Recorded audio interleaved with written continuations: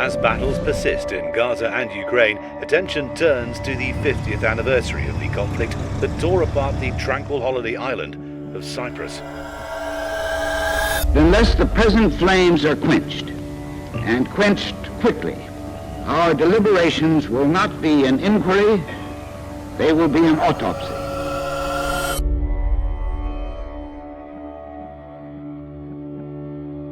The fact that we are not dying at the moment is something that we are lucky about. In an area surrounded by fire and blood should remind us that this is a very dangerous situation.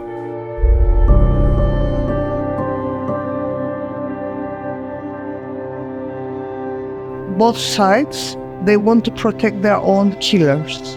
Both sides try to prove that the other is to blame, whether this is the philosophy.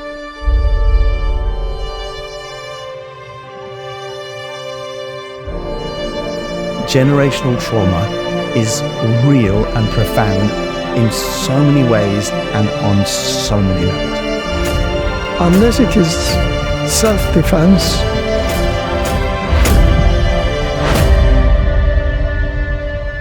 war is suicide.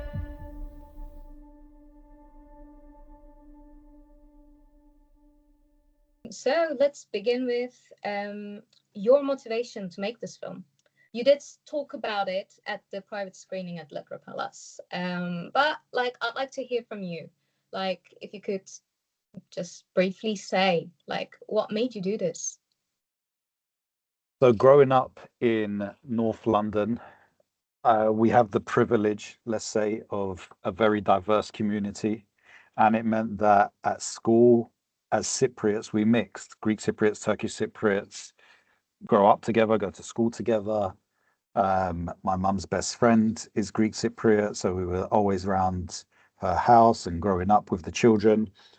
And when we would go on our annual holiday to Cyprus, that's when the division felt real. Over here in the UK, the division doesn't feel real between, let's say, Greek and Turkish Cypriots. But when we would fly over to the UK and you'd, see the crossing points, the two different sides, one recognized administration, one unrecognized administration, the division felt visceral, it felt real, and there's signs of the division which are emotive and moving. But in the UK, we don't have this. We have pure integration, not just obviously between the Cypriots, but between many different ethnicities.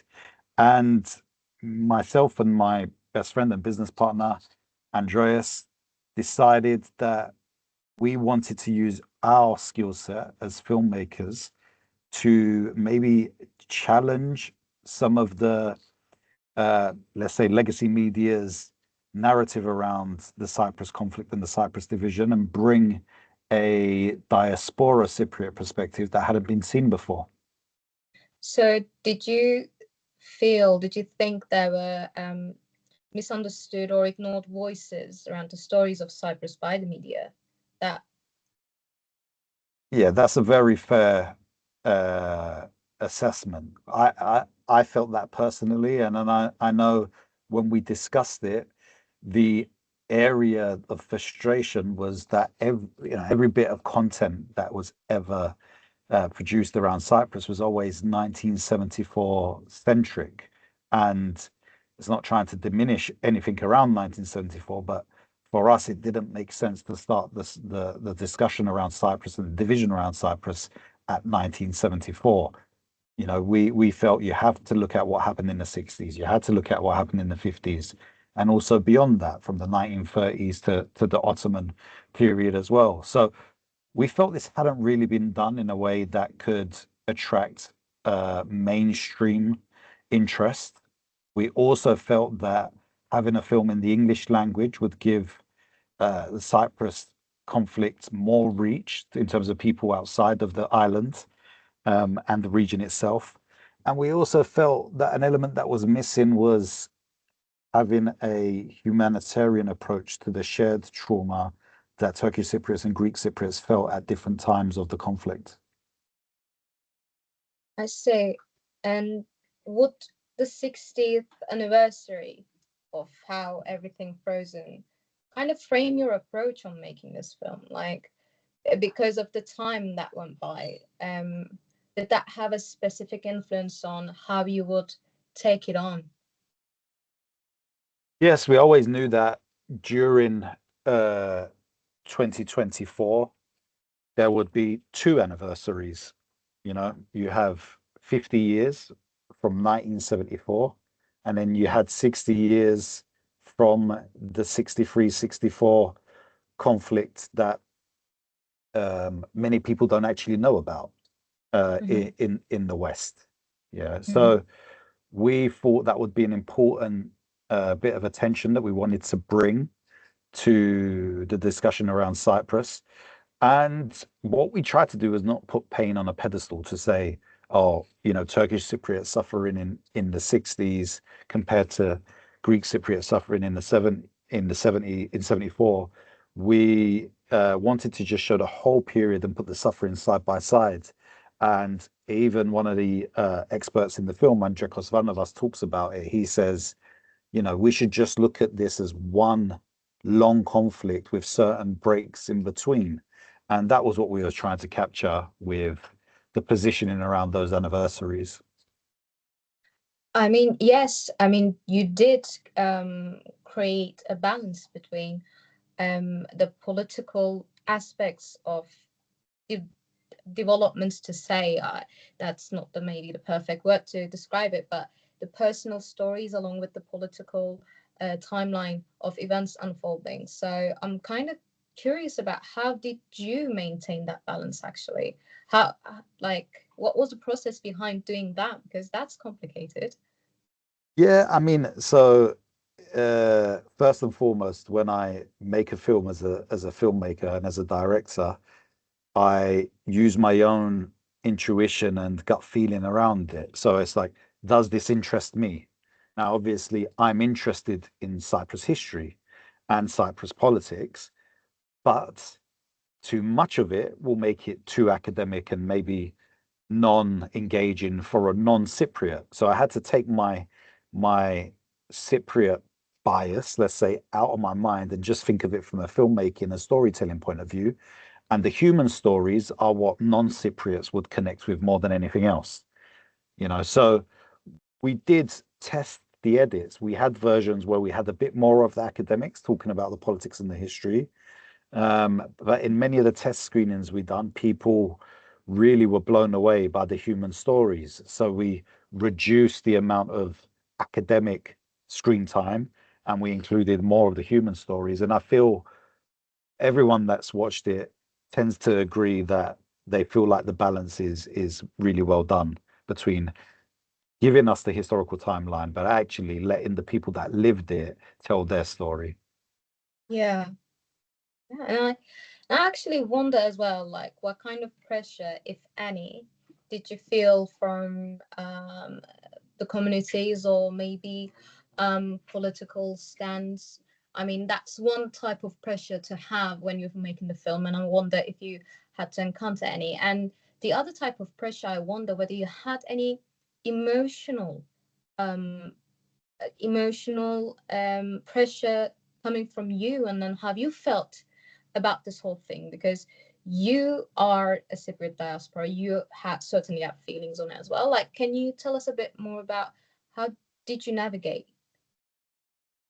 Very good question. Very difficult. You know, I felt the burden of responsibility on my shoulders from the moment I decided to make this film. And you know, that responsibility was shared with my team, with my co-producer, and with everyone that worked on it.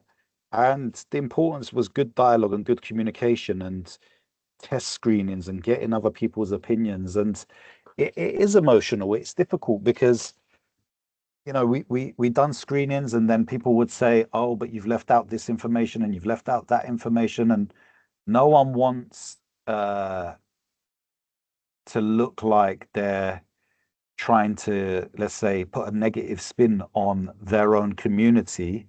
And that's the responsibility that me and Andy had, was, you know, how do we do this in a way that, you know, we're not going to get attacked, but at the same time, You have to be true to the story and true to what happens, and do what's right for the story. So we decided to be brave with that approach. Like, we didn't have any specific funders from any political parties or any right or left or centrist leaning bodies. It was purely, what is the film that we want to make? What is the stories we want to include?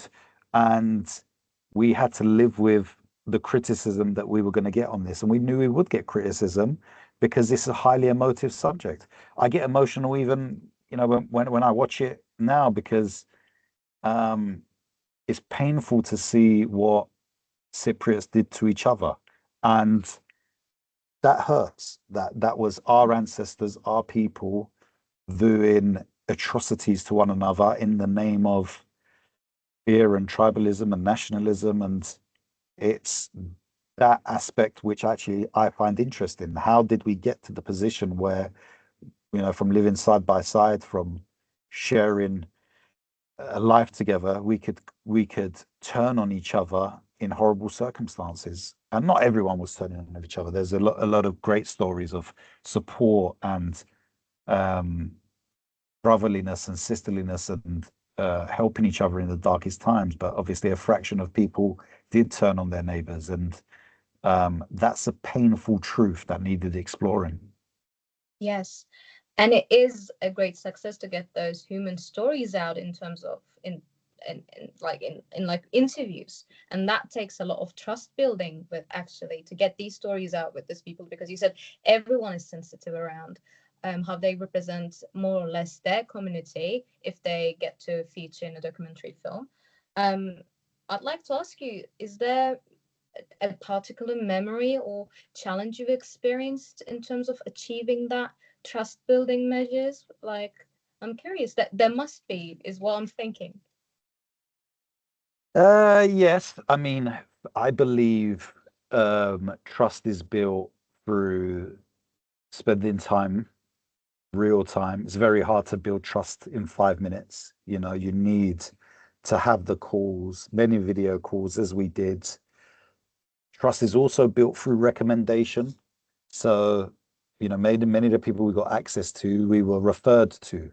And, if someone you trust is saying, Jay's a good guy, he's got good intentions, this is what they're trying to create, then you take their word for it. So you can create trust with time spent with people. You can create trust with being referred to by people that they trust, but also thirdly, by being vulnerable yourself. And I was open about my pains and suffering around my family's experience around this subject. And I think that helped people understand where we were coming from. And now I'd like to take the whole conversation around the obstacles you had in terms of from production to the distribution side of things. Would you like to talk about that? Sure. Obstacles, well, with any film, a difficult part of it is the costs. Obviously, it costs to make a film. It costs to buy archive footage, as we did from British Pathé. It costs to fly and travel to Cyprus and to hire a crew to help shoot the documentary. And, a lot of it is my own investment. So investing my own personal savings into the project. I got some support from friends and family as well, and from some business people to help us make the film. And I'm very grateful for everyone who chipped in to make it happen. So that was difficult, which is why the process of making the film took many years. Secondly, we were shooting during the COVID restrictions, which, if anyone knew what traveling was like during that period with quarantining and tests and social distancing, it made production very difficult, but we managed to get through it. As if you needed more challenges to it. Exactly. But we didn't want to delay production because I wanted to make sure the film was ready for those important anniversaries that we discussed. So that was from a production point of view. From a distribution point of view, it's been a challenge. We've had great success in the UK in terms of we've had an incredible theatrical run. So it was in cinemas across the UK, from London to Birmingham to Manchester to Liverpool to Belfast. We had many sold out screenings with hundreds of people in the room. I toured the country doing Q&As with Andy, and we've spoken to so many people about this. And that has been the highlight of distribution. And we're on Amazon Prime in the UK. We haven't had that level of engagement and success in Cyprus, unfortunately, which does raise questions as to whether we are being suppressed or a little bit censored in Cyprus. I have a feeling we are, because legacy media is not involved in the UK, whereas, cinemas and, let's say, TV stations on both sides of the divide might not want to air this film because of the approach that it takes. So that has been a challenge, but we are independently distributing it through private screenings, through video streaming links like Vimeo on demand, where people can watch the film. But we'll keep knocking on that door until we can get as many Cypriots seeing it as possible. I mean, it would make a nice segue into the question that I had next, but okay, I'll like to ask you this then. What kind of impact would make you feel like you've achieved what you set out to do? Like, do you feel like this documentary has reached its goal, or what would you like to see happen that will make you feel happy about doing this whole project to begin with? We've already seen incredible micro successes, and I'll tell you a story that I saw someone post online, that their mum went to the screening of The Divided Island. This is a Greek Cypriot lady. She posted online that her mum went to the screening of The Divided Island. She called her after the film. She said, "Mum, where are you?" She goes, "Oh, I've just gone out for dinner with a nice Turkish Cypriot lady that was also watching the film on her own. And we've just made friends and we've gone out for dinner and we're discussing it." And that is just such a heartwarming story, that here's these two Cypriots, one Greek Cypriot, one Turkish Cypriot. They've both gone on their own to watch this film. And they've left the cinema with a new relationship, a new friendship, because the film has brought them together. And that for me is powerful.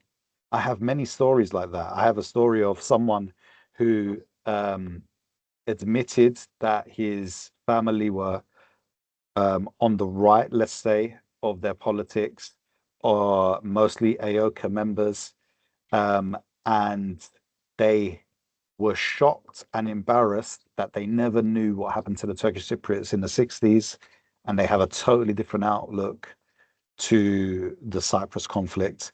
I have many of these type of comments and feedbacks of people coming back to me after the screenings. But this is just the impact that we've had in the UK. And for me, the job isn't done. I need thousands and thousands and thousands of people to see this film in Cyprus, because if we can have that type of impact on a larger scale, then who knows what could happen in terms of people that are in positions of policy or change. Maybe we can get people in power to have a small degree of movement that will make a difference to some sort of policy or political impact. Speaking of impact and moments of revelation from the audience that have come and seen your documentary, well, I'd assume that you were very well prepared about the whole script of it, but was there a moment of revelation for you while producing this film? Was there something that you came across, or a story that you heard, or a fact that came by during the production phase that just may have changed your outlook on the things? I'm aware this is a yes or no question. But I just want to ask whether there is something like that at all.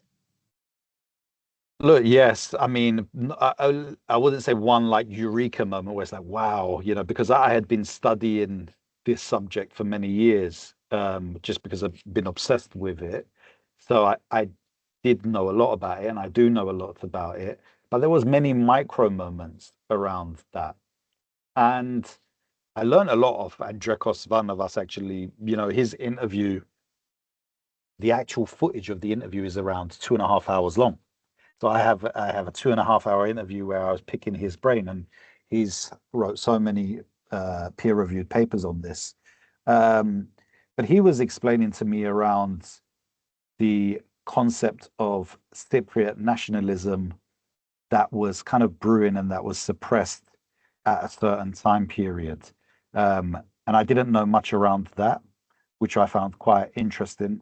Um, Also, just first-hand stories from the people that we interviewed, um, asking the TMT fighters, what was it really like? How did that organization operate?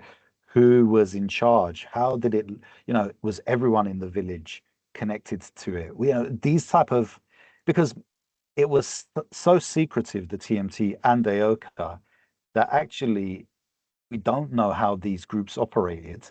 So to get first-hand information around some of the mechanics of that, I found quite fascinating as well. I mean, Does I could I, yeah. I could make a follow-up documentary just on AOKA and the TMT with how fascinating that duality of those two opposing forces were. Yeah, there's a lot of fascinating stuff around that. I'll get to that, and I did say during the private screening as well, like, please do put out an extended version of this documentary of all the bits that you have cut out. But we've talked about how we covered trauma in this documentary as well. Now I want to bring the conversation to the. I'm sure you have received some criticism around certain topics, and I assume most of it to be around maybe parts of the community that might have felt misrepresented or not represented at all, maybe, and around how the trauma was handled. How did you approach this? How did this certain critiques around this made you feel? I'd like to hear your thoughts on this. Can I ask you to maybe be more specific? Is there anything Sure. Yeah. in particular? Sure. Okay. The documentary itself is talking about the two communities, but there's more than the two communities that have been Yes. affected during this Yeah. period. So, I mean, I understand from like, this is even like you had to cut out certain bits, Yes. and I understand the whole dynamics around it, but like there there would be a criticism of you didn't talk about the other communities that have been enclaved or that have been Yes. a victim of this battle between the two other bigger communities, Yes. and what Correct. about their stories? Yeah, that's So that's a fair point, and it is a point that we tried to address, but we couldn't. I do have a lot of Maronite Cypriot friends that I had this discussion with. We tried to get interviews, they just didn't line up. And sometimes filmmaking is just about logistics. It's about finding the right people with good enough English that want to be on camera, that want to share their story, that actually lived through something. So we were actively looking at speaking to Maronite Cypriots, Latin Cypriots, Armenian Cypriots. We couldn't line up the pieces of the puzzle to make it happen from a logistics perspective. So I'm aware of this. I do think that would have brought more richness and depth to it. Um, um, and I wish I could have represented everyone's pain and trauma, on an equal level. But yeah, sometimes with independent filmmaking and low budget filmmaking, you do have logistic and financial restrictions. But this is a subject that I want to dive deeper on. I mean, I would love to raise the funding to cover those stories that we missed or didn't go into enough detail on. And the other communities' voices is something that I would like to explore more. I would also like to explore more the intra-community conflict that was part of the Cyprus problem. I think that's an area that deserves exploring as well, between different fractions of the same ethnic community. So there is a lot more to explore. So for the final question, I'd like to ask you, tell me all about what plans you have next, either on the back of this documentary, on the back of this project. Are you planning to build more content around it? And if so, in what form? Are there going to be documentaries more or less around the same format, different formats? Or what are your plans to grow the distribution? Well, let's start with the distribution. We'll keep knocking on the right doors. We did speak to Netflix to get this shown in Cyprus, Greece, and Turkey. Unfortunately, it was rejected for whatever reason. I don't know. But we'll keep banging on the doors of the big streamers and the cinema chains in the south and the north to get this film screened. So we won't stop. We won't stop. We'll keep trying, and having publicity like this is important to maybe the right person sees it and the right decision maker can help us get it seen on a larger scale. So we'll keep banging on that door. I'll keep promoting it through private screenings, and I'm looking at coming back to Cyprus and doing more private screenings and Q&As. So that will keep happening. In terms of follow-up films, we do have some stuff that we are working on. But we need funding for these projects. So that's what we're looking at, both in documentary form and in actual scripted feature film form. So we're looking at an interesting period of the 1950s. I don't think there's been enough content around that period. I'm also interested in projects around maybe more light-hearted nature, maybe around our food history and the origins of where our food history come from. I think that type of content is a great way to create unity and discussion as well, and debate actually. So there's so many stuff around this subject that I'd like to explore, and it will be in different formats from both documentaries, but maybe scripted feature films as well. Oh, thank you.